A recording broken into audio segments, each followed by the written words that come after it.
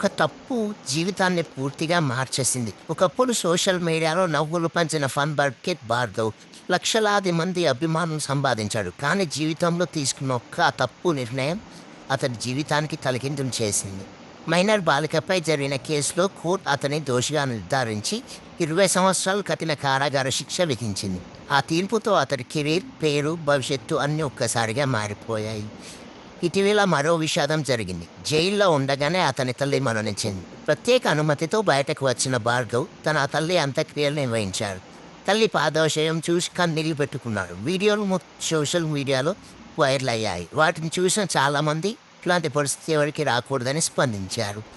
ఈ కథలో మనం నేర్చుకోవాల్సిన విషయం ఒక్కటే: జీవితంలో ఒక తప్పు నిర్ణయం కేవలం మనల్ని మాత్రమే కాదు, మన కుటుంబాన్ని కూడా తీవ్రంగా బాధిస్తుంది.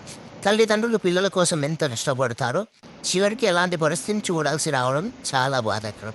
అందుకే పేరు, డబ్బు, ఫేమ్ కంటే మంచి ప్రవర్తన, బాధ్యత, చట్టాన్ని గౌరవించడం చాలా ముఖ్యం. మనం చేసే ప్రతి నిర్ణయం మన భవిష్యత్తును నిర్మిస్తుంది లేదా నాశనం చేస్తుంది. ఈ ఘటనపై మీ అభిప్రాయం ఏమిటి?